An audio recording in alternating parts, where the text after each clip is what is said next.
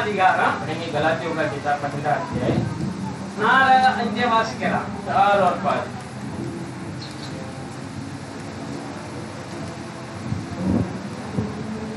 அவர் நம்மை இப்பொழுது இருக்கிற பொல்லாத பிரபஞ்சத்தினின்று விடுவிக்கும்படி நம்முடைய பிதாவாகிய தேவனுடைய சித்தத்தின்படி நம்முடைய பாவங்களுக்காக தம்மை தாமே ஒப்பு கொடுத்தார்.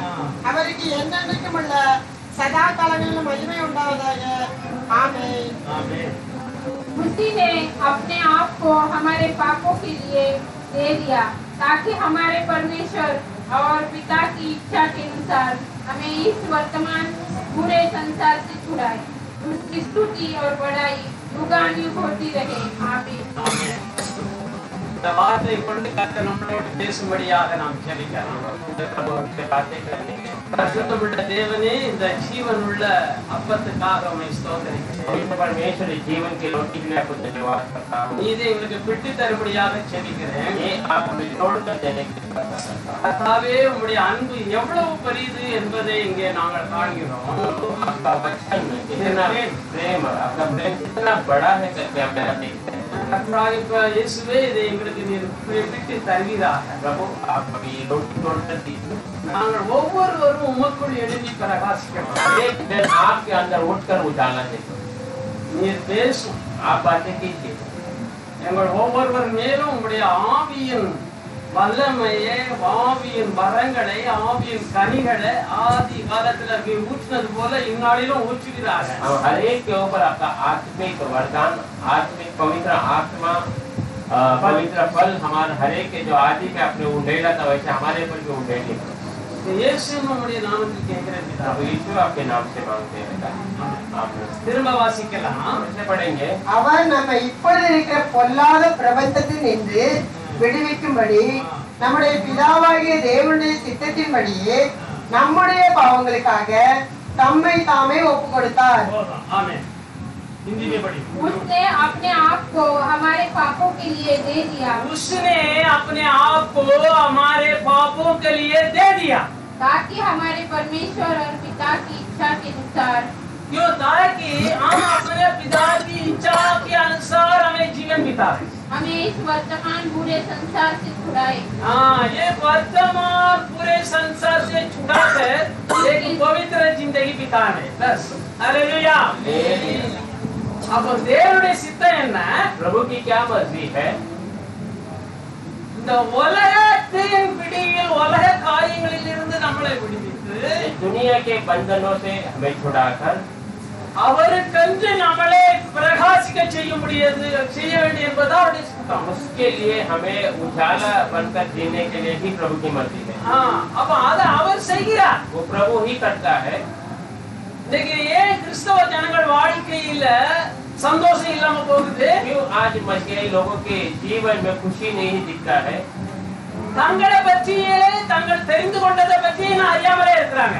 उन्होंने जो जान लिया है, जानकारी लिया है, उसके बारे में भी सही से जान नहीं पा रहे। நான் யாரு, கர்த்தர் என்னை எதற்காக நான் கிறிஸ்தவனா இருக்கிறேங்கிறத புரியறதே இல்ல. मैं कौन हूँ, क्यों प्रभु ने मुझे मसीहा के रूप में रखा है, ये वो समझ नहीं पा रहे हैं। இந்த சொல்லுகிறது பிதாவாகிய தேவனுடைய சித்தம் நாம இந்த உலகத்திலிருந்து, உலகத்து இச்சைகளில் இருந்து, மாம்ச இச்சைகளில் இருந்து, அசுத்த காரியங்களில் இருந்து நம்மளை விடுவித்து கொண்டு வரணும். ये यहाँ पर लिखा है, प्रभु की यही मर्जी है कि हम दुनिया की इच्छा में या शरीर का इच्छा या दुनिया के सारे बुरे आदतों से हमें छुड़ा कर आना है। நம்மளை கொண்டு வந்து தேவனுக்கு முன்பாக குற்றமற்றவர்களாக நிறுத்த வேண்டும். இதுதான் தேவனுடைய சித்தம். हमें लेके आना है और प्रभु के सामने निर्दोष साबित करना, दिखाना है, यही प्रभु की मर्जी है। அப்ப இதை யார் செய்கிறா? ये कौन करता है? தேவன் செய்கிறார். प्रभु ही करता है। இப்ப நம்முடைய யாத்திரை எதுக்காக இருக்குது? हमारा सफर अभी किसके लिए है? நம்மளுக்காக தேவன் ஒரு வீட்டை ஆயத்தம் பண்ணி இருக்கிறார். அதற்காக நம்ம போய் யாத்திரை பண்ணி கொண்டு இருக்கிறோம். हमारे लिए प्रभु ने एक निवास स्थान तैयार किया है, वहाँ जाने के लिए हम यात्रा में है। நாம இப்பொழுது உலக ஜனங்கள் தங்களுடைய வாழ்க்கை குறித்து தங்களுடைய மனதில் தெரிகிற பிரகாரம் பல எஸ்டிமேட் போடுறாங்க. दुनिया के लोग उनके जीवन में उनके बच्चों के हिसाब से जो आगे क्या चाहिए उसका हिसाब लगा रहे हैं। தங்களுடைய பிள்ளைகள் பிள்ளைகள் பிள்ளைகள் நான் இப்படிதான் இருக்கோம், என் சந்ததி இப்படி இருக்கணும், பெரிய கற்பனையை தான் हमारे பண்றாங்க. बच्चे के बच्चे हमारी संतान सब ऐसे ही जीना है करके बड़े विचार करते हैं। அவங்களுக்கு தேவனை பற்றின அறிவும் கிடையாது, சிந்தையும் கிடையாது. तो प्रभु का ज्ञान भी नहीं है, उसका विचार भी नहीं है, பணம் தான், केवल पैसा। பணம் இருந்தா எல்லாம் சாதிக்கலாம் அப்படின்னு நினைக்கிறாங்க. पैसा रहेगा तो मैं सब पूरा कर दूंगा ऐसा सोचते हैं। ஆனா தேவனுடைய பிள்ளைகளுக்கும் இன்னும் மனம் திரும்புதல் உண்டாகல. परमेश्वर के बच्चों का अभी भी वो मन परिवर्तन नहीं हुआ, ஏனென்றால் இந்த எல்லா காரியங்களிலும் நாம சோதிக்கப்பட வேண்டும். क्योंकि ये सारी बातों में हम परीक्षा में डाले जाएंगे। நாம ஒவ்வொரு காரியங்களிலும் சோதிக்கப்பட்டு அடுத்த ஸ்டெப் அடுத்த கிளாஸ் போகிறது மாதிரி போக வேண்டும். हम हर एक परीक्षा में आकर दूसरी कक्षा में जाना चाहिए। ஏனென்றால் பாருங்க ஃபர்ஸ்ட் ஸ்டாண்டர்ட் செகண்ட் ஸ்டாண்டர்ட் படிச்சு எவ்வளவு காரியங்களை இன்ஜினியர் வர வந்துருக்காங்க. देखिए पहली दूसरी कक्षा में पढ़कर आगे बढ़कर वो इंजीनियर के बराबरी में आ जाते हैं। पढ़ाई முடிச்சோம்னா அவங்க ஒவ்வொரு தனித்தனி லைன்ல போகிறாங்க. पढ़ाई खत्म होते वो अपने अपने वो रास्ते में चले जाते हैं। அப்ப இது எல்லாம் நமக்கு தெரியுது, ये सारी बातें हमें पता है। ஆனா தேவன் நம்மளை எதுக்காக அழைத்தார்? प्रभु ने हमें किस लिए चुना है? இந்த ஒரு அசுத்தமான அந்த உலகத்திலிருந்து, கேடுபாடுள்ள இந்த உலகத்திலிருந்து, அசுத்தமான அந்த ஆசைகளில் இருந்து நம்மளை விடுவித்து अशुद्धता के उस रास्तों से उस जगह से निकाल कर हमें छुड़ाना, இதுதான் தேவனுடைய சித்தம். यही प्रभु की मर्जी है। அப்ப இதை யார் செய்ய முடியும்? कौन कर सकता है? எந்த ஒரு மனுஷனும் அசுத்த வாழ்க்கை வாழணும்னு விரும்புகிறதே இல்ல. कोई भी व्यक्ति अशुद्ध जीवन बिताना पसंद करता ही नहीं। திருடணும், ஏமாற்றணும், கொள்ளையடிக்கணும் அப்படின்னு அவன் நினைக்கிறது இல்ல. चोरी करना, फसाना, लूटना ऐसा कोई चाहता नहीं। விபச்சாரம் பண்ணணும், வேசித்தனம் பண்ணணும் அப்படின்னு அவன் நினைக்கிறது இல்ல. प्रचार करना ऐसा कोई चाहता ही नहीं है। ஆனாலும் அவங்களால அதுல இருந்து ஜெயம் பெற முடியல. फिर भी उनको उस बुरी आदतों से विजय प्राप्त नहीं कर पा रहे, ஏனென்றால் அவங்களுக்கு பலம் இல்ல. क्योंकि उनको उसके विरोध लड़ने का बल नहीं है। மாம்சம் பலம் உள்ளதா இருந்து மாம்ச சிந்தாமணம் ஏற்படுது. मांस जो है, शरीर जो है ताकतवर होने के बावजूद भी शरीर का इच्छा उसके ऊपर राज कर लेता है। அதுதான் கலாச்சாரம் நம்ம வாசிக்கும் போது மாம்சம் ஆவிக்கு விரோதமாகவும் ஆவி மாம்சத்துக்கு விரோதமாகவும் யுத்தம் பண்ணுது. इसलिए गलातियों में हम पढ़ते हैं तो शरीर जो है आत्मा के विरोध और आत्मा शरीर के विरोध युद्ध करता है। இப்பொழுது நாம ஜெயம் எப்படி பெறுறது? अभी हम विजय कैसे प्राप्त करेंगे? நம்மள அந்த ஆவின் சிந்தைக்கு ஒப்பு கொடுக்க வேணும். हमें अपने आप को आत्मिक विचार के लिए जब सौंपेंगे तभी। மாம்சத்தின்படி பிழைத்தால் நீங்கள் சாவீர்கள் அப்படின்னு சொல்றாரு. मांस के अनुसार अगर आप जीवित रहेंगे तो आप मरेंगे ऐसा कहता है। அர்த்தம் என்ன? ஆவிக்குரிய மரணத்தை குறிக்குது. इसका मतलब वो आत्मिक मृत्यु के बारे में बताया। ஏற்கனவே நீங்க மரித்து அடக்கம் பண்ணப்பட்டு உயிரோட எழுந்து வந்திருக்கிறீங்க. पहले ही आप मर कर दफनाए गए, अब नए जीवन के साथ जी उठकर आए हैं। பாருங்க, எப்பொழுது நீங்க இயேசுவை விசுவாசித்து அவர்தான் இந்த பூமியில என் பாவ பரிகாரின்னு விசுவாசித்து தங்களுடைய பாவங்களுக்காக மனஸ்தாபப்பட்டு நீங்கள் அவரிடத்துல அறிக்கை பண்ணின பொழுது, जब आप यीशु मसीह पे विश्वास करके वही मुझे छुड़ाने वाला करके विश्वास कर अपने पाप का प्रभु के सामने कबूल करके आते हो, அப்பொழுதே உங்களுக்கு மரணம் சம்பவிச்சிட்டு நீங்க ஒரு புது ஜீவன், ஏன்னா அந்த வார்த்தை உங்களை மாத்திட்டு, तभी आपके अंदर वो आत्मिक जो शरीर का मृत्यु हो गया है और आप एक नया व्यक्ति के रूप में जन्म लेते हैं। கர்த்தருடைய வார்த்தையை கேட்டு நீங்க விசுவாசித்த பொழுதே உங்களுக்கு மரணம் சம்பவிச்சிட்டு அடுத்ததுல உங்களை என்ன கொண்டு போய் அடக்கம் பண்ணுறதுதான் ஞானஸ்நானம். प्रभु के वचन को सुनते ही आपके जीवन में मृत्यु आ गया है, अभी आपको दफनाने का कार्य शुरू हो जाता है। ஒரு மரித்த சரீரம் அடக்கம் பண்ணப்பட்டா அவருடைய நிலைமை அதிக மோசமாய் போகும். एक मरा हुआ शरीर अगर उसे दफनाएंगे नहीं तो उसकी परिस्थिति बहुत बुरा हो जाएगी, ஏன்னா அப்புறம் அந்த இடத்துல யாருமே இருக்க முடியாது, நாற்றம் எடுக்க ஆரம்பிச்சிடும். क्योंकि उस जगह में फिर कोई रुक नहीं सकता, बदबू से भर जाएगा। இன்னைக்கு கிறிஸ்தவ ஜனங்களுடைய வாழ்க்கை अनेक உலக ஜனங்களுக்கு ஒரு நாற்றம் எடுக்கிற வாழ்க்கையா आज मसीहाई लोगों का जीवन बहुत सारे दुनिया के लोगों के सामने एक बदबूदार जीवन बन चुका है। கிறிஸ்தவர்கள் என்று சொல்லிக் கொள்வார்கள், अपने आप को मसीहाई बताते हैं, அதுக்கு பதிலாடி பெரிய சிலுவையை கழுத்துல போட்டு நாங்க கிறிஸ்தவங்கிறத காட்டுவாங்க. कि बड़े से एक क्रूस को भी लटका लेंगे गले में, मैं मसीहाई हूँ। பிசாசானவன் ஸ்திரீகளை தான் அதை அதிகமா உபயோகப்படுத்துறாங்க. शैतान जो है स्त्री को वहाँ पर ज्यादा इस्तेमाल करता है। பாருங்க, அவனுக்கு அன்றைக்கும் ஏவாள் இடத்துல தான் போறான் முதலாவது. ऐसा भी उस समय में वो हवा के पास ही गया था, இன்றைக்கும் ஸ்திரீ இடத்துல தான் போகிறான். आज भी स्त्री के पास ही जाता है, ஏன்னா மனுஷன் இச்சையால நிறைஞ்சிருக்கிறான். क्योंकि इंसान इच्छा से भरा हुआ है। அதனால அவளுடைய அவயங்களை எல்லாம் மூட வேண்டியதெல்லாம் வெளியே காட்டி அவன் இச்சை இச்சை கூட இருக்கிறான். उनके शरीर को जो ढकना है वो सब ढके बिना दिखाकर उनको इच्छा में गिरा देता है। அதுலயே இந்த சிலுவை போட்டுட்டு திரிகிற ஜனங்கள் தான் அதிக மோசமான நிலையில மாட்டி வச்சிருக்காங்க. गले में क्रूस लटका कर घूमते हैं और बुरी परिस्थिति में देखते हैं। உலகத்துல எப்படி ஆயிட்டு अभी दुनिया में कैसा नजर में आ रहा है। கிறிஸ்தவர்கள் என்ன குடிப்பாங்க, வெறிப்பாங்க, ஆணும் பொண்ணும் அரை நிர்வாணத்துல கூத்தாட்டம் போடுவாங்க அப்படிங்கிற ஒரு நிலைக்குள்ள ஆயிட்டு. मसीहाई लोग மற்ற मतलब ஜனங்களுடைய பார்வையில அப்படி ஆகிட்டான் பிசாசு. मसीहाई लोगों का मतलब वो पिएंगे, अय्याशी करेंगे, ऐसा करके वो शैतान दूसरे दुनिया के सामने ऐसा दिखाते हैं। கிறிஸ்தவங்க ஒரு பார்ட்டி வச்சானா அங்க பெரிய ஆட்டம் ஆட்டம் இருக்கு அப்படின்னு அவங்க நினைக்கிறாங்க. मसीहाई अगर कोई पार्टी रखता है वहाँ दारू सब मिलेगा, ऐसा उनके विचार में हो जाता है। பாரு கிறிஸ்துமஸ் அப்படின்னு சொன்னா அந்த பார்கள் எல்லாம் திறந்து ரொம்ப ஜோடிக்கப்பட்டு வாங்க வாங்கன்னு உங்களை எல்லாம் கூப்பிடுது. क्रिसमस बोलेगा तो वहाँ बाहर सब खुलकर वहाँ पूरा जगमग करके तैयार। எவ்வளவு பரிசுத்தமான ஒரு நாளை எவ்வளவு அசுத்தமாக்கி இருக்காங்க பாருங்க. पवित्र दिन को उन्होंने अशुद्धता में भर दिया है। இந்த உலகத்தோட ஜனங்கள் கூட அப்படி கிடையாது. दुनिया के लोग भी ऐसे नहीं करते। ஆனா கிறிஸ்தவங்களை அவ்வளவு கேவலமான நிலைமைக்குள்ள பிசாசு வச்சிருக்காங்க. मसीहाई कहने वाले लोग ऐसे वैसे शैतानों को नीचे परिस्थिति में रख दिया। அதனால தான் ஒரு மனுஷன் இயேசு என் பாவங்களுக்காக மரித்தார் என்று அவன் விசுவாசிக்கும் பொழுது அந்த நாமத்தில் அவன் ஞானஸ்தானம் பெற்றுக் கொள்ள வேண்டும். एक व्यक्ति जब यीशु मेरे पापों के लिए मारा गया करके विश्वास करता है तो उसके नाम में बपतिस्मा लेना है। ஏன்னாக்கி வேறொரு நாமம் பூமியின் கீழே ரட்சிக்கப்படும்படி கொடுக்கப்படவில்லை. क्योंकि और कोई नाम इस दुनिया में उद्धार पाने के लिए दिया नहीं गया। நிறைய ஜனங்களுக்கு இது இன்னும் புரியவே இல்லை. बहुत सारे लोगों को अभी भी ये समझ नहीं आया। இது ஒரு முதல் படிதான் ஞானஸ்நானம். बपतिस्मा तो एक पहला कदम है।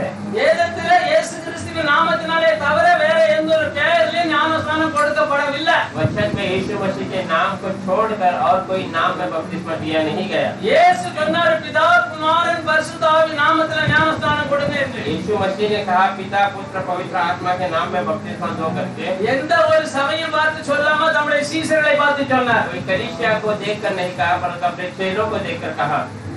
நீங்க நான் கட்டளையிட்ட யாவையும் கைக்கொள்ளும்படி உங்களுக்கு உபதேசம் பண்ணுங்கள் என்று சொன்னார். मैंने जो आज्ञा दिया उस सबको तुम पालन करो और उसका उपदेश करो ऐसा कहा है।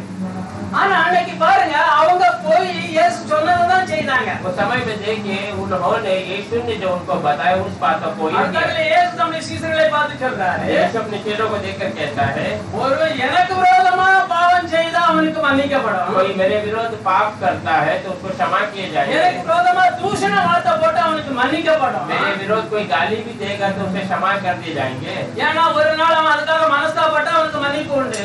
वो जो एक दिन पश्चाताप करेगा तो उसको उसके लिए क्षमा मिलेगा। ஏன் அப்படி சொன்னாரு? क्यों ऐसा कहा? அவர் பேசின ஒவ்வொரு வார்த்தைகளையும் ரெண்டு ரெண்டு அர்த்தம் இருந்தது. क्योंकि उन्होंने जो बातें कहा उसमें दो दो मतलब था। அவர் ஓமானமாட்டு பேசினார். वो जो है कहानी के रूप में बताया। அதில் அர்த்தத்தை தம்முடைய சீஷருக்கு விளக்கி கொடுத்தார். उसका सही मतलब अपने चेलों को उसने बताया है। ஆகையால அவர் சொன்னாரு எனக்கு விரோதமா தூஷணம் போட்டா எந்த பாவம் பண்ணினாலும் அவனுக்கு மன்னிக்கப்படும். मेरे विरोध कोई गाली देता है तो कुछ भी पाप करे तो उसको क्षमा किए जा सकते हैं। ஆனா பரிசுத்த ஆவிக்கு விரோதமா பாவம் செய்கிறவனுக்கு இம்மையிலும் மறுமையிலும் மன்னிப்பு கிடையாது. पवित्र आत्मा के विरोध जो पाप करता है उसको ये दुनिया में नहीं आने वाले दुनिया में भी क्षमा नहीं है। பரிசுத்த ஆவிக்கு விரோதமா யார் பாவம் செய்வான்? पवित्र आत्मा के विरोध में कौन पाप करेगा? இதுதான் காரியம். यही वहाँ पर बातें हैं। ஏனென்றால் சீஷர்களை பார்த்து சொன்னாரு. क्योंकि चेलों को देखकर कहा है அவர்களை பார்த்து சொன்னாரு நீங்க போய் வியாதிஸ்தரை சுத்தமாக்குங்க, மரித்தோரை எழுப்புங்க, குஷ்டரோகியை சுத்தம் பண்ணுங்கன்னு சொன்னாங்க. அதே மாதிரி அவங்க போய் எல்லா காரியங்களையும் செய்தார். उनको देखकर कहा तू जाकर जो है बीमारियों को चंगाई करो, पोड़ियों को चंगा दो, ऐसा करके उनको कहा। சுவிசேஷத்தை சொல்லுங்கன்னு சீஷருக்கு சொன்னாரு. அவங்க சொன்னாங்க. அதே மாதிரி நடந்தது. जो समाचार बताओ करके कहा तो उन्होंने कहा है और वैसे ही हुआ। ஆனாலும் அவங்க பரிசுத்த ஆவியை பெறவில்லை. फिर भी वो पवित्र आत्मा कभी पाए नहीं थे। பாருங்க அற்புதங்களை செய்தாங்க, அடையாளங்களை செய்தாங்க, சுவிசேஷத்தை பிரசங்கித்தம் பண்ணுனாங்க. ஆனாலும் அவங்களுக்குள்ள பரிசுத்த ஆவி கிடையாது. अद्भुत काम किए, आश्चर्य चंगाई दिए हैं और परंतु सुसमाचार भी दिए हैं வார்த்தையின்படி ஜீவிக்க தங்களை ஒப்பு கொடுத்தவர்களா இருந்தார்கள். वचन के अनुसार अपने आप को सौंप दिया था जीने के लिए। அல்லேலூயா. हालेलुया। பாருங்க கவனமா கேளுங்க. ध्यान से सुनिए। இன்றைக்குள்ள சபைகளுக்கும் அன்றைக்குள்ள நிலைமைகளுக்கும் உண்டான வித்தியாசத்தை புரிந்து கொள்ள வேண்டும். आज के कलीसिया उस समय के आज के कलीसिया उस समय के स्थिति को आप जानना है। நாம் பாருங்க அவங்க என்ன செய்யறாங்க, கர்த்தர் சொல்றாரு சீடர்களை பார்த்து, क्या करता है प्रभु कहता है अपने चेलों को देखकर, அவர் எடுத்துக்கொள்ளப்படக்கு முன்னாடி கேக்குறாங்க, நீங்க போய் எனக்கு சாட்சிகளா இருப்பீங்க, பரிசுத்த ஆவி உங்களிடத்துல வரும் பொழுது நீங்கள் பலன் அடைவீர்கள். परमेश्वर उठा लिए जाने के पहले उन चेलों को देखकर कहता है, तुम जाकर मेरी गवाही बनोगे जब पवित्र आत्मा तुम्हें तुम्हारे ऊपर उतरेगा। பரிசுத்த ஆவி வரும் பொழுது நீ பலன் அடைவாய், எனக்கு சாட்சியா மாறுவாய். पवित्र आत्मा जब आएगा तो तू बलवान हो जाएगा और मेरी गवाही बन जाओगी। பாருங்க அவங்களுக்குள்ள அற்புதங்களை செய்ய வேண்டிய சக்தி இருந்தது, क्योंकि उनके अंदर चमत्कार करने का सामर्थ्य था, தீர்க்க தரிசன வரங்கள் இருந்தது, भविष्यवाणी का वरदान था, எல்லா காரியங்களும் அவங்களுக்குள்ள இருந்தது. सब बातें उसके अंदर था। இயேசு அவங்க பரிசுத்த ஆவியானவர் என்ன சொல்லுகிறாரு, पवित्र आत्मा भी क्या कहता है, நீங்க இயேசு கிறிஸ்துவின் நாமத்தினால ஞானஸ்நானம் பெற்றுக் கொள்ளுங்கள். आप यीशु मसीह के नाम से बपतिस्मा पा लीजिए। ஏன் இயேசு நாமத்தினால ஞானஸ்நானம் பெறணும்? क्यों यीशु के नाम से बपतिस्मा पाना है? பாவ மன்னிப்புக்கு என்று இயேசு கிறிஸ்துவின் நாமத்தினால, आपका क्षमा के लिए तुम्हें यीशु के नाम से बपतिस्मा लेना है, வேறொரு நாமம் கட்டளையிடப்படல. और कोई नाम पाप के लिए दिया नहीं இயேசு है। கிறிஸ்துவின் நாமத்துக்குள்ள தான் பரிசுத்த ரத்தம் நமக்காக சிந்தப்பட்டது. यीशु मसीह के नाम के अंदर की पवित्र लहू हमारे लिए गिराया गया। அல்லேலூயா. பரிசுத்த ஆவின் அப்பொழுது பெறுவீர்கள். पवित्र आत्मा तब आप पाओगे। வர்தான் பரிசுத்த ஆவியை பெறுவீர்கள் சொல்லல. पवित्र आत्मा ने पवित्र आत्मा के वरदानों को, இன்னைக்கு ஜனங்கள் அதான் அந்த வரங்களை தான் பரிசுத்த ஆவின்னு நினைச்சு கொடுக்கிறாங்க. जो पवित्र आत्मा का जो वरदान है उसको वो लोग समझते हैं पवित्र आत्मा है। அதனால நீ அந்நிய பாஷை பேசு, அந்நிய பாஷை பேசு, தோத்திரம் பண்ணு அவங்க சொல்லி கொடுக்குறாங்க, அது சொல்றாங்க, அப்புறம் தோன்னு வந்த உடனே பேசிட்டா அப்படின்றாங்க. वो इसलिए कहते हैं तो अन्य भाषा में बात कर करके वो सिखाते हैं बताते हैं, तो वो बातें करने लगते हैं तो उनको लगता है ये अन्य भाषा पा लिया। அதாவது பிராக்டிக்கல், அதாவது இந்த ஒவ்வொரு காரியங்களை செய்யறதுக்கு பிள்ளைகளுக்கு எப்படி டான்ஸ் ஆடுறது படிச்சு கொடுக்கறது மாதிரி இவங்க அந்நிய பாஷை பேசுறதுக்கு கற்று கொடுக்கறாங்க. जैसा दुनिया के रीति में बहुत सारे बातों को सिखाया जाता है, वैसा अन्य भाषा बातें करने के लिए भी दुनिया रीति நான் உங்களோட பேசுற இந்த வார்த்தைக்கு தேவனுக்கு முன்பாக சாட்சி கொடுக்கும். मैं जो आपके सामने वचन बातें कर रहा हूँ प्रभु के सामने वो गवाही देगा। ஹalleluya. ले लिया, ஏன்னா என்னுடைய வார்த்தை எல்லாம் கர்த்தருடைய வார்த்தை. ये मेरी बात नहीं परमेश्वर का वचन है। இன்னைக்கு சபைகள் எல்லாம் ஒன்றா கூடி வரும் பொழுது எல்லாரும் அந்நிய பாஷையில பேசுங்கன்னு சொல்லி அவங்க பேச வைக்கிறாங்க. आज कलीसिया सब एकत्र होते हैं, सब अन्य भाषा में बातें करो कर उनको सिखाते हैं। ஆனா வேதம் அப்படி பேசாத அப்படின்னு சொல்லுது. और वचन कहता तो ऐसे मत बात करो। ஹalleluya. ले लिया, எங்க படிச்சிருக்கீங்களா யாராவது? आपने पढ़ा है क्या? வாசிக்கலாம். 14 அதிகாரம் 1 கொரிந்தியர் 14 அதிகாரம் 15 कोरिन्थियन 14 अध्याय। நீங்க கூடி வந்திருக்கிற போது இல்ல நீங்கள் கூடி வந்திருக்கும் போது ஆ. உங்களில் ஒருவன் சங்கீதம் பாடுகிறான், ஆ. ஒருவன் போதகம் பண்ணுகிறான், ஆ. ஒருவன் அந்நிய பாஷையை பேசுகிறான், ஆ. ஒருவன் ரகசியத்தை வெளிப்படுத்துகிறான், ஆ. ஒருவன் வியாக்கியானம் பண்ணுகிறான். ஆமென். சகோதரரே, இது என்ன? ஆ. சகலமும் பக்தி விருத்திக்கு எதுவாக செய்யப்பட கிடந்தது. ஆமென். யாராவது அந்நிய பாஷையில் பேசுகிறது உண்டானால் ஆ. அது 2 பேர் மட்டில் அல்லது மிஞ்சினால் 3 பேர் மட்டில் அடங்கவும், ஆ. அவர்கள் ஒவ்வொருவராய் பேசவும். ஒருவன் அர்த்தத்தை சொல்ல வேண்டும். ஆ. அர்த்தம் சொல்லுகிறவன் இல்லாவிட்டால் ஆ. சபையில பேசாமல் தனக்கும் தேவனுக்கும் தெரிய பேச கடவன். ஆமென். இப்போ இந்த பைபிள்ல என்ன இருக்கு? இது எத்தனை அதிகாரம்? 14 அதிகாரம் 14 अध्याय में 26 ல இருந்து 27 28 வரை இப்படி எழுதி இருக்குது. 26 से लेकर 28 तक ऐसी बातें कही है। பாருங்க, இங்க இன்னொரு பாத்துருங்க, இன்னொன்னு பாத்துருங்க. அப்படி இருக்க ஆ. அந்நிய பாஷைகள் விசுவாசிகளுக்கு அடையாளமா இராமல் அவிசுவாசிகளுக்கு அடையாளமா இருக்கிறது. ஆ. தீர்க்க தரிசனமோ விசுவாசிகளுக்கு அடையாளமா இராமல் தீர்க்க தரிசனமோ அவிசுவாசிகளுக்கு அடையாளமா இராமல் விசுவாசிகளுக்கு அடையாளமா இருக்கிறது. வாசிக்கலாம். இப்ப 23ஆம் வசனத்தை வாசிங்க. 23 ஆகையால் சபையார் எல்லாரும் ஆ. ஏகமாய் கூடி வந்து எல்லாரும் அந்நிய பாஷைகளில் பேசிக் கொள்ளும் போது ஆ. கல்லாதவர்களாவது ஆ. அவிசுவாசிகளாவது ஆ. உள்ளே பிரவேசித்தால் ஆ. அவர்கள் உங்களை பைத்தியம் பிடித்தவர்கள் என்பார்கள் அல்லவா? आमीन। तो 23 पढ़ो, उसके बाद 27-28 पढ़ो।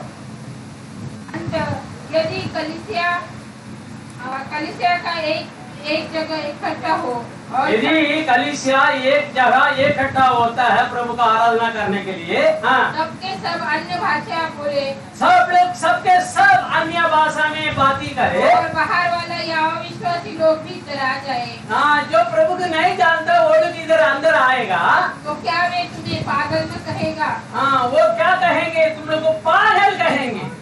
यदि अन्य भाषा में बातें करना हो तो, और यदि तुम अन्य भाषा में बातें करना दो या बहुत हो तो 3 जन बारी से बातें बोले। देखो, कलीसिया में इकट्ठा होने के बाद तो अन्य भाषा में बात करेगा तो एक ना 2 जन बात करो, लेकिन उसका अर्थ भी तो बोलना चाहिए। हाँ, अगर नहीं है तो क्या करना? तुम खराब रहना है। अगर तुम बात ही करना, दूसरा को नहीं सुनाई देना, तुम्हारा और प्रभु को सुनाई देना। हालेलुया। हाँ, आज कैसा कलीसिया? नीचे बढ़ो। हाँ, परंतु यदि अनुवाद करने वाला न हो तो अन्य भाषा बोलने वाला कलीसिया में शांत रहे और अपने मन से और परमेश्वर से बातें करे। देखो क्या என்ன சொல்லப்பட்டிருக்குது? यहाँ पर क्या बताया गया है? अन्य भाषा में பேசினா உனக்கும் தேவனுக்கும் சபை கூடி வரும்போது பேசு। जो अन्य भाषा में जब बातें करता तू और प्रभु कलीसिया एकत्र होता तभी बातें कर। அதனுடைய அர்த்தம் உனக்கு தெரிஞ்சினா நீ சத்தமா பேசலாம்। ये मतलब अगर तू जानता है, बता सकता है तो आवाज से बता सकता है। நான் ஊர்ல பேசும்போது ஒரு சபையில நான் போயிருந்தேன்। मैं गाँव गया था, कलीसिया में गया था। ஒரு பிரசங்க கூட்டத்துல एक प्रचारक के समय में ஒரு மனுஷன் अन्य வீட்ல ஜெபக்கூடத்துல பிரசங்கமே நடக்குது। वहाँ पर घर के अंदर घर का प्रार्थना चालू है। ஒருவர் अन्य भाषा பேசுகிறார், एक व्यक्ति अन्य भाषा में बातें करता है ஒருத்தர் அதனை அர்த்தத்தை சொல்லுகிறார்। और दूसरा व्यक्ति उसका मतलब बता रहा है। ஹalleluya। हालेलुया। அப்ப பாருங்க, அந்த கூட்டம் ஒரு அனலா இருந்தது। देखिए वो जो झुंड जमा था वो एक तूफान की அந்த तरह था। பக்தி விருத்தி உண்டாகுது। वहाँ पर और विश्वास में बढ़ते होता जा रहा था। அவர் அறியாதவரோட உள்ள வந்தாலும் உங்களுக்கு ஒரு பக்தி உண்டாகும், ஒரு பயம் உண்டாகும்। जब व्यक्ति कोई अंदर आएगा तो भी उनके अंदर एक घबराहट, डर होगा प्रभु ஆனா के இங்க प्रति। நாங்க ஆவியில நிறைகிறோம் என்று சொல்லிக்கொண்டு और यहाँ पर ये लोग आत्मा में बढ़ते हैं कहकर மற்ற ஜனங்களுக்கு இடரலாக இன்னைக்கு பெந்தகோஸ்து சபைகள் நடந்து கொண்டிருக்கிறது। दूसरे लोगों के लिए वो एक रुकावट के रूप में आज पेंटेकोस्ती की कलीसिया चल रही है। என்ன ஆராதிக்க வந்துகிட்ட ஒரே சத்தம் போட்டுட்டு பெத்தம் போடுறீங்க, அதை நீங்க அப்படி क्यों आराधना करने आए हैं पर अलग अलग तरीके से चिल्ला रहे हैं। சத்தம் போட்டு ஜெபம் பண்ணலாம்। நீ தனியா நடக்கும் பொழுது, தனியா ஜெபம் பண்ணும் பொழுது நீ अन्य भाषाல எவ்வளவு நேரம் பேசலாம்। तो अकेले प्रार्थना करते समय अन्य भाषा में चिल्लाकर कितने घंटों तक भी बात कर सकता है।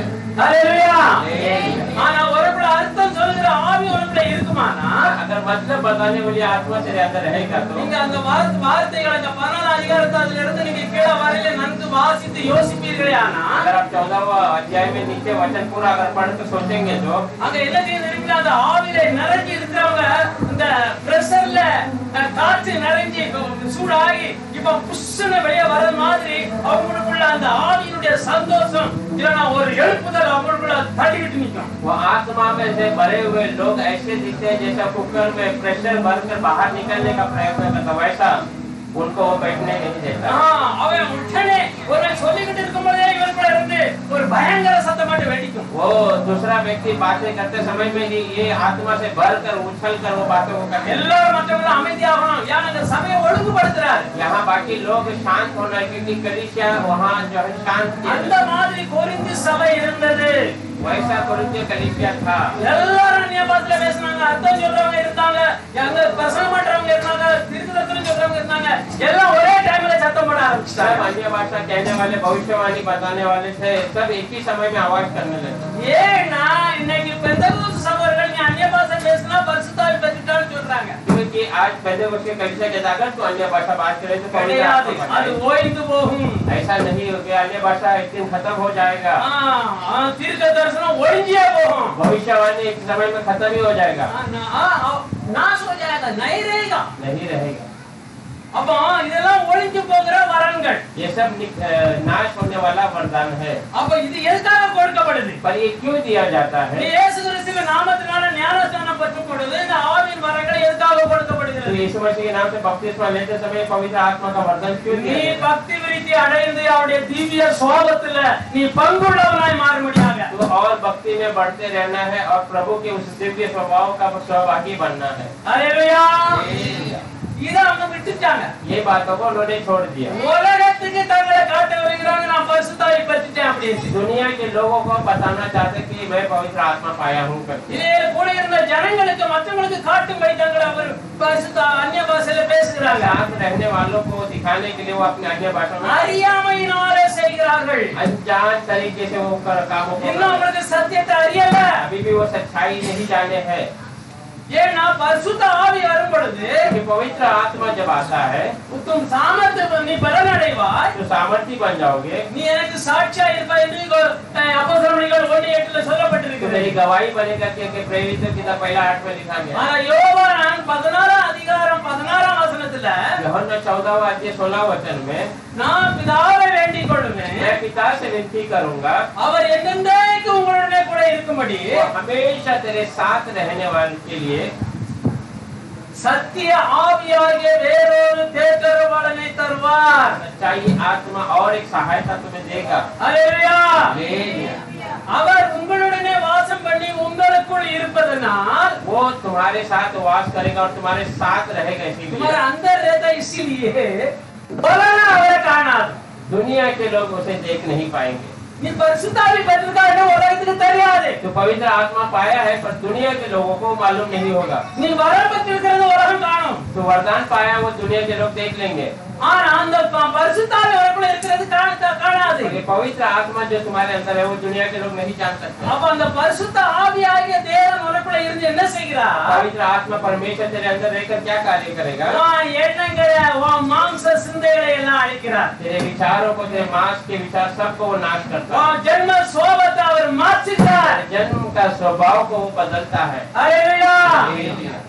அதனால சொல்றார் உலகம் காணாது, इसलिए वो कहता है दुनिया नहीं जान पाएगी। ஆனா உனக்குள் இருக்கிறது வெளிப்படுகிற அந்த பரிசுத்த கனிகள், ஆவியின் கனிகளினால அவர்கள் உங்களை அறிந்து கொள்வார்கள். நீ தேவனுடைய பிள்ளை அப்படின்னு. तुम्हारे अंदर से निकलने वाली पवित्र आत्मा के फल से वो जान लेंगे ये परमेश्वर का बच्चा है। ஹல்லேலூயா. हालेलुया। இப்போ புரிஞ்சு கொண்டீங்களா எத்தனை பேரு? आप समझ गए ना? வாயில இருந்து ஆமென் கூட வர மாட்டேங்குது. எல்லாரும் கும்பிட்டே தான் இருக்கிறாங்க. புரிஞ்சு கொண்டா ஆமென் சொல்லணும். अगर आप समझ गए तो आमीन कहना है।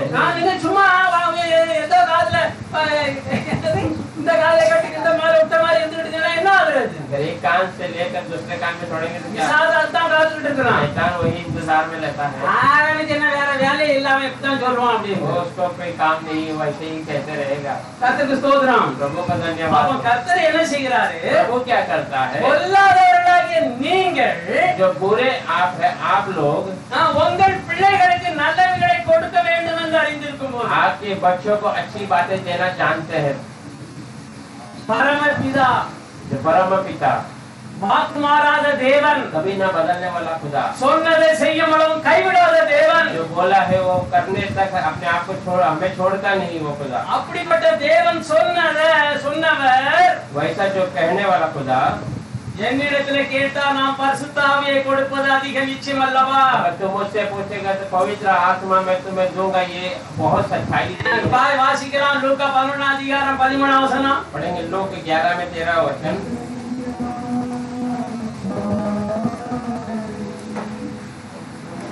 பொல்லாதவர்களாகிய நீங்கள் பொல்லாதவர்களாகிய நீங்கள் உங்கள் பிள்ளைகளுக்கு நல்ல ஈவுகளை கொடுக்க அறிந்திருக்கும் போது உங்கள் பிள்ளைகளுக்கு நல்ல ஈவுகளை கொடுக்க அறிந்திருக்கும் போது பரம பிதாவானவர் பரமபிதாவானவர் தம்மிடத்தில் வேண்டிக் கொள்கிறவர்களுக்கு நம்மிடத்தில் வேண்டிக் கொள்கிறவர்களுக்கு பரிசுத்த ஆவியை கொடுப்பது அதிக நிச்சயம் அல்லவா என்றார். பரிசுத்த ஆவியை கொடுப்பது அதிக நிச்சயம்.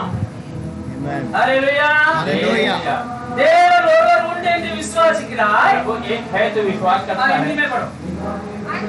जब तुम बुरे होकर तुम पूरे होकर अपने बच्चों को अच्छी वस्तुएं देना जानते हो अपने बच्चों के लिए अच्छा वस्तु देना जानते हो तो स्वर्गीय पिता स्वर्ग के पिता अपने मांगने वाले को उनसे मांगने वाला को पवित्र आत्मा क्यों न देगा? पवित्र आत्मा क्यों न देगा?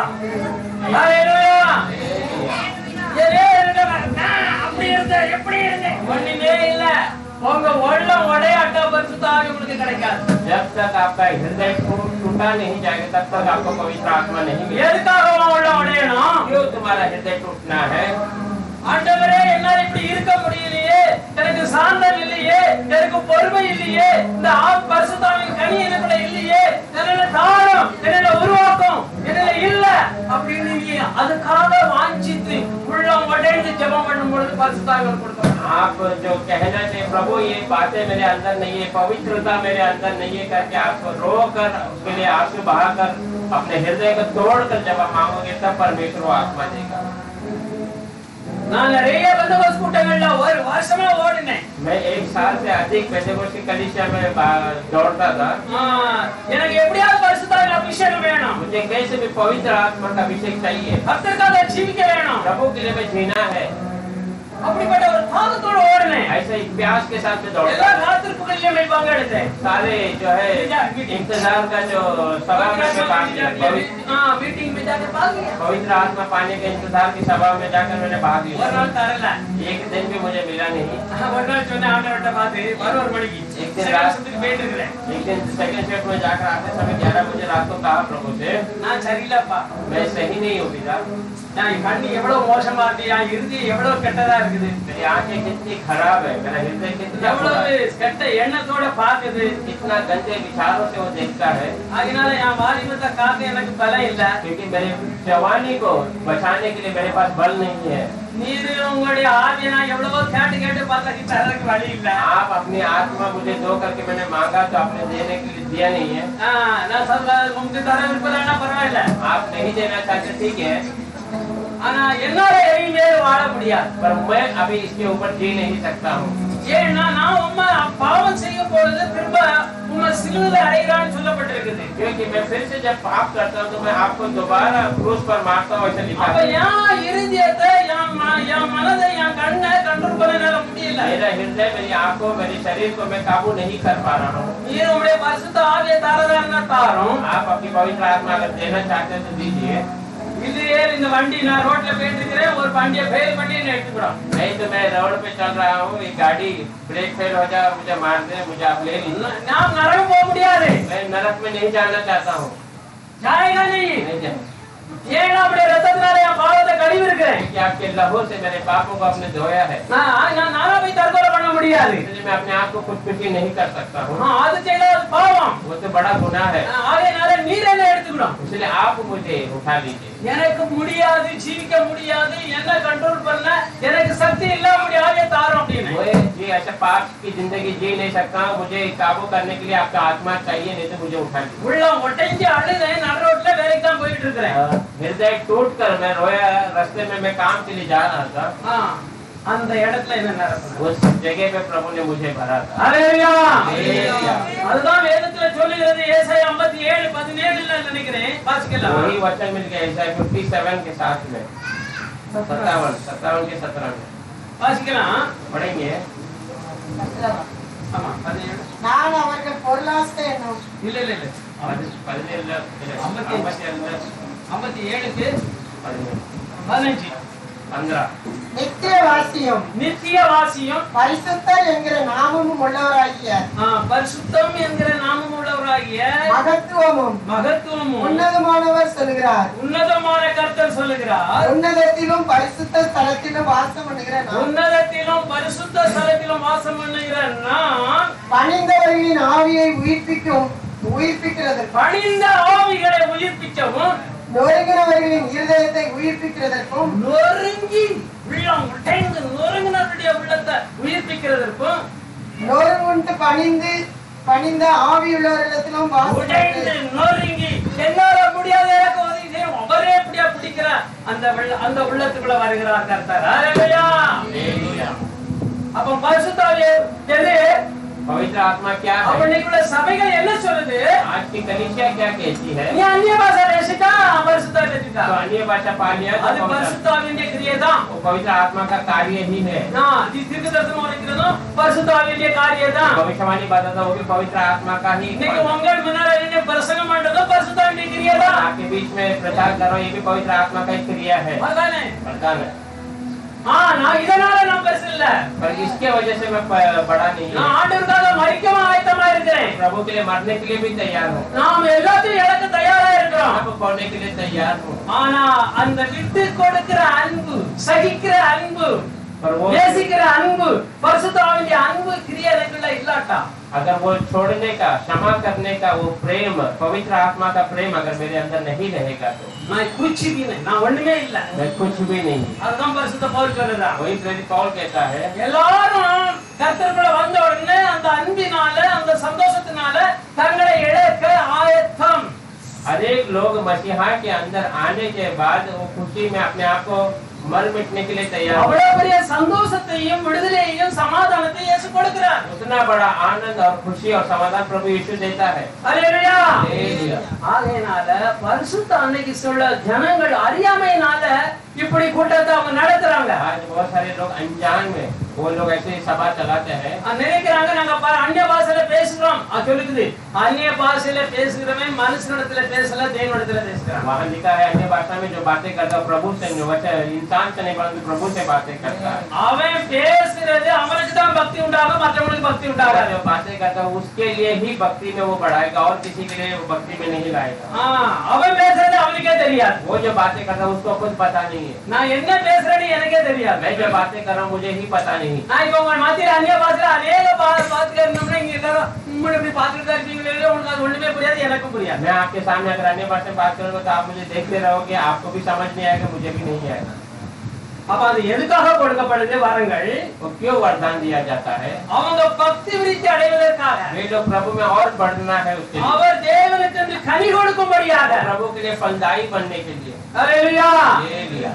இதெல்லாம் பார்த்துட்டு ஓடு அவங்க அந்நிய பாஷையில படுற சத்தத்தை பார்த்த உடனே மற்ற ஜனங்களுக்கு இந்த பாஷை எனக்கு வேண்டாம். ये सब ऐसे आवाज जोर से करने से दूसरे लोग समझते हैं ये भाषा मुझे नहीं चाहिए। அது ஒண்ணுமேலேயே உங்களுக்கு சொல்றேன், நீங்க அந்நிய பாஷையில பேசுனீங்கன்னா உங்க இருதயத்துக்குள்ள பெரிய சமாதானமும் சந்தோஷமும் நிரம்பி வழியும். अगर आप, मैं सच में बताता हूँ, अगर आप अन्य भाषा बात करेंगे तो आपका हृदय पूरे आनंद और खुशी से भर जाएगा। நிறைய பாரத்தை தூக்கிட்டு வருவீங்க. 4 சத்தத்துக்குள்ள அந்த அந்நிய பாஷையில பேசும் பொழுது எல்லாம் சமாதானமும் உள்ளத்தை நடக்கும். पूरे बोझ को लेकर आएंगे, वो अन्य भाषा की 4 बातों से वो पूरा आपका खुशी से आपका हृदय बढ़ जाएगा, அந்த பாரம் எல்லாம் நீங்கிரும். वो सब बोझ निकल जाएगा। ஹல்லேலூயா. हालेलुया। பாருங்க, நிறைய பேர் என்ன சொல்லுவாங்க, बहुत लोग मुझसे कहते थे நான் அப்படிதான் मैं ऐसे ही हूँ, எதிரே சிரிச்சுக்கிட்டு வருவாங்க, எனக்கு தெரியாது.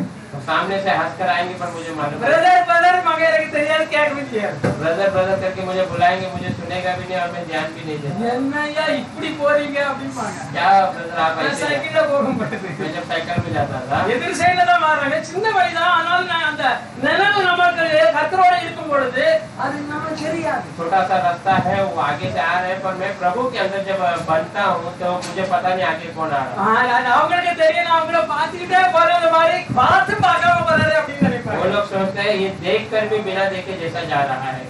ஹல்லேலூயா. हालेलुया। பாருங்க, ஆவியானவரால நடத்தப்படுகிறது ஒரு வித்தியாசமான அனுபவம். पवित्र आत्मा से चलाए जाने एक अलग अनुभव है। கர்த்தரே சொல்லுகிறாரு, நீங்க மட்டும்தான் அறிவீங்க, உலகம் அறியாது. प्रभु खुद कहता है कि तुम अकेला जानोगे, दुनिया के लोग नहीं जानते। பரிசுத்த ஆவி எவ்வளவு அவசியங்கிறத பாருங்க. पवित्र आत्मा कितना जरूरी है देखिए।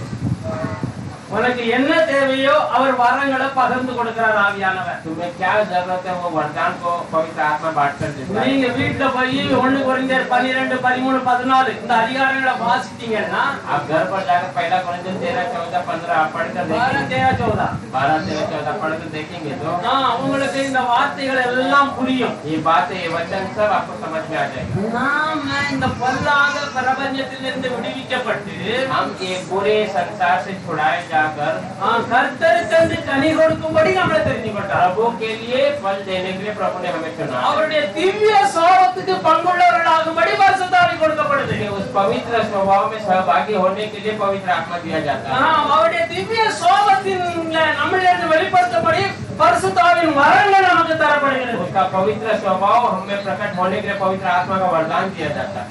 இப்பொழுது நீங்க புரிந்து கொள்ளுங்க. अभी आप समझ जाइए। எத்தனை பேர் தெரிஞ்சுக்கிறீங்களோ இப்பொழுது நாம ஜெபம் பண்ணலாம். इतने लोग आप समझ गए हैं, अभी हम उसके लिए प्रार्थना करेंगे। உனக்கு சாப்பாடு இல்லாட்டாலும் வரல, எனக்கு பரிசுத்த ஆவி எனக்கு வேணும். आपको भोजन नहीं मिला तो भी चलेगा, पर आप कहना मुझे प्रभु आज पवित्र आत्मा चाहिए। நீ உனக்குள்ள அப்படிப்பட்ட ஒரு தாகம் வேணும். आपके अंदर ऐसा प्यास होना चाहिए। நீ இன்னைக்கு சத்தியத்தை அறிந்து கொண்டா, आज आप सच्चाई को जान लिए हैं, நீ சபையில சொல்ற மாதிரி சொல்ல வேண்டிய அவசியம் இல்ல, உனக்குள்ளேயே அது கிரியை செய்யும். आप कलीसिया में उड़ी मारते हैं, ऐसा उड़ी मारने की आवश्यकता नहीं, आपके अंदर वो कार्य करे। நீ கர்த்தருடைய இடத்துல அந்நிய பாஷையும் கேட்கலாம், அந்நிய பாஷை வரங்களுக்கு வியாக்கரணத்தையும் கேட்கலாம். आप परमेश्वर से अन्य भाषा भी मांग सकते हैं, उसके मतलब बताने के रहस्य को भी आप मांग நீ सकते हैं। தீர்க்க தரிசன வரத்தையும் வாங்கலாம், ஆவிகளை பகுத்தறிவால் நிறைய காரியங்கள் கொடுக்கப்படுது. भविष्यवाणी भी आप पूछ सकते हैं, आत्मा को परखने का आत्मा भी आप पूछ सकते हैं, बहुत सारी बातों।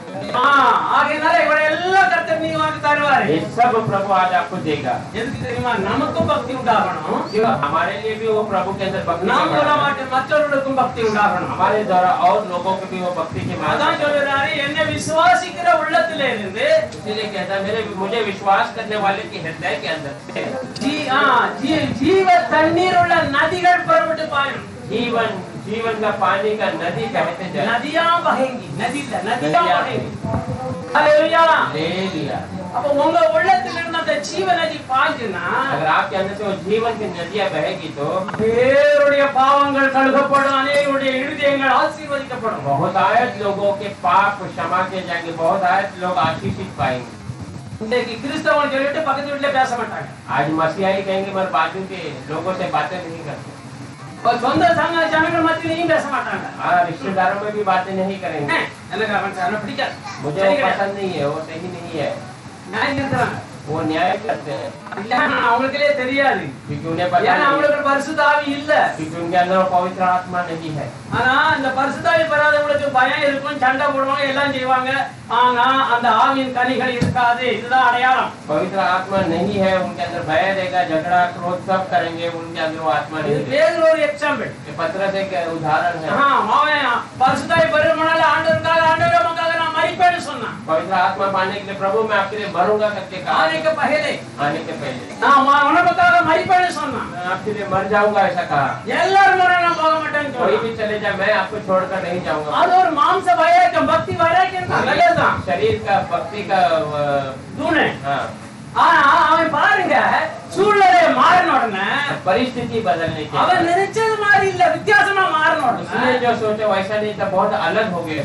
அவன் எனக்கு இயேசுவே தெரியாது அப்படின்னு சத்தியமா தூக்கிக்க தொடங்கிட்டான். और मुझे यीशु पता ही नहीं करके कसम खाने और दूसरा देने शुरू हो गया, நிந்தன் करने के लिए भी तैयार हो गया. निंदन करने के लिए।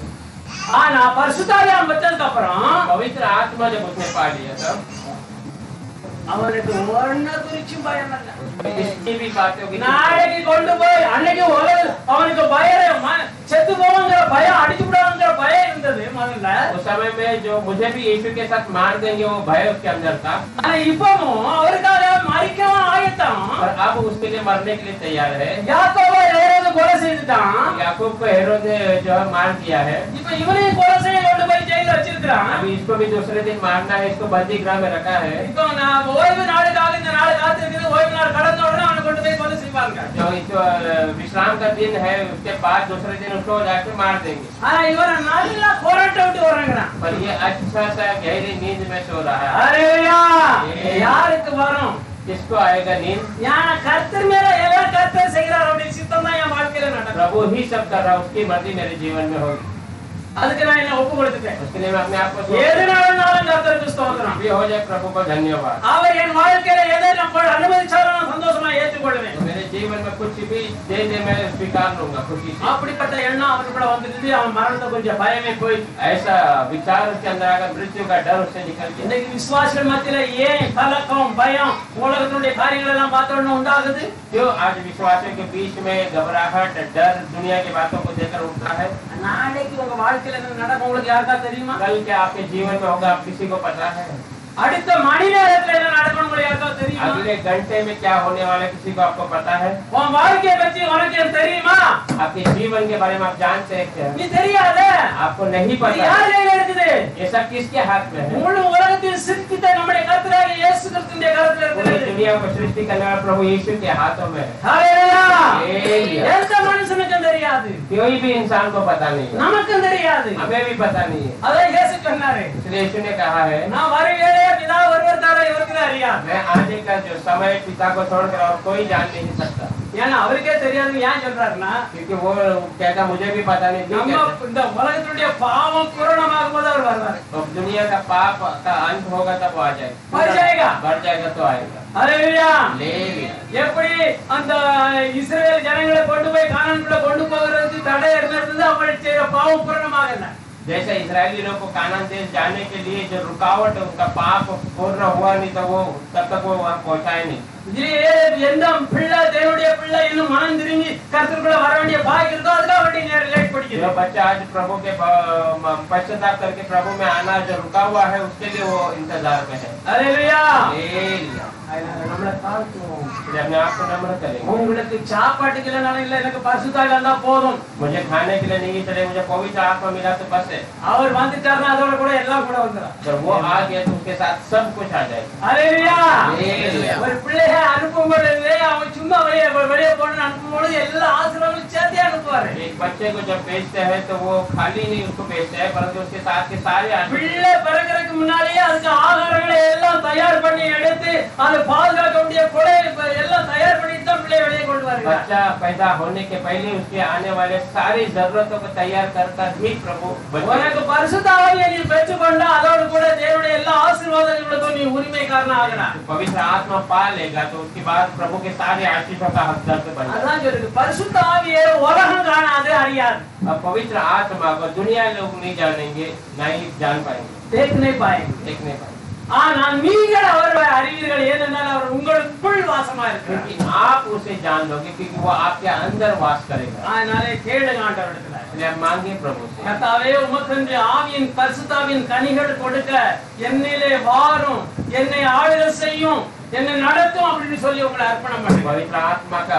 फल आपको चाहिए तो आप कहिए प्रभु मेरे अंदर आइए मेरे अंदर वास कीजिए मुझे चलाइए करके நாம் கண்களை மூடுவோம் जब आंखों को बंद करेंगे प्रार्थना करेंगे கேளுங்க मांगेंगे ஆண்டவரே உம்முடைய ஆவி எனக்குள்ள வேணும் हे मेरे प्रभु आपकी आत्मा मुझे चाहिए உம்முடைய கனிகள் உமக்கு ஆவியின் கனிகள் கொடுக்க உங்க ஆவி எனக்கு தாருங்க आपके आत्मिक फल देने के लिए वो आत्मा पवित्र आत्मा मुझे चाहिए என்னுடைய பணத்தை பாருங்க இன்னும் நான் மாம்ச சிந்தையில எவ்வளவு நிறைஞ்சிருக்கேன்னு பாருங்க मेरा गुण देखे प्रभु अभी भी मैं मांस के बिछाने में कितना भरा हुआ அதை ஜெயிக்கிறதுக்கு பலம் இல்ல उसको जीतने का बल नहीं है நீ கிருபையால என்ன மீட்டீங்களே என்ன ரட்சித்தீங்களே आप अनुग्रह से मुझे छुड़ाया मुझे उद्धार किया உங்க ஆவினால என்ன நிரப்புங்கப்பா आत्मा से நீ கேளுங்க आप मांगिए கட்டாயம் உங்களுக்கு தருவார் सच में प्रभु आपको देगा அவர் கேட்கிற எல்லாருக்கும் கொடுக்கிறார் वो मांगने वाले सबको देता है அவர் ஒருவருக்கு இல்லை என்று சொல்வதில்லை किसी को ना ऐसा नहीं कहता ஜெபிக்கலாம் हम प्रार्थना करेंगे பரிசுத்தமுள்ள பிதாவே உம்மை ஸ்தோத்திரிக்கிறேன் पवित्र पिता आपको धन्यवाद करते हैं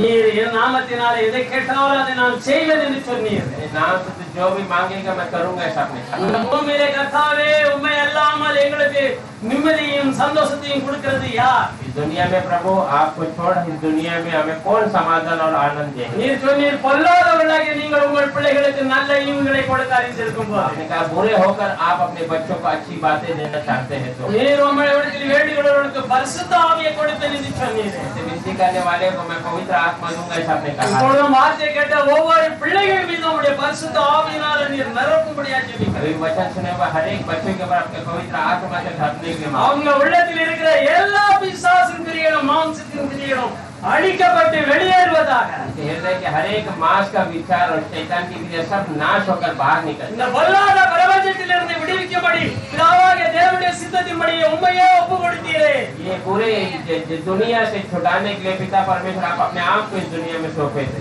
கர்த்தாவே அந்த வாக்கின்படி ஒவ்வொரு பிள்ளைகளும் அவருடைய மாம்ச சிந்தையிலிருந்து மாம்சத்தின் கிரியைகளிலிருந்து விடுதலை அடைவார்களாக वैसे हर एक प्रभु आपके बच्चे मांस के विचार मांस का चिंता से सब उसे छुड़ा दिया जाए கர்த்தாவே உம்முடைய ஆவியினால ஒவ்வொரு பிள்ளைகளையும் நிரப்புவீராக आपकी आत्मा से हर एक बच्चों को भरती தாகமுள்ளவன் என்னிடத்தில் வரக்கடவன் என்று சொன்னீரே जो प्यासा है मेरे पास आ जाए ऐसा अपने அந்த पास தாகத்தோடு இருக்கிற ஒவ்வொரு பிள்ளைகள் மீதும் உம்முடைய பரிசுத்த ஆவியானவர் ஆளுகை உண்டாகட்டும் प्यासा वो मन वाले सब के ऊपर आपका परमेश्वर पवित्र आत्मा का प्यास उनको पूरा कर। ராஜ்ய ஓலத்தை இந்த இயேசுவின் நாமத்தில் வேண்டிக் கொள்ளுகிறேன் यीशु आपके नाम से ஆமென்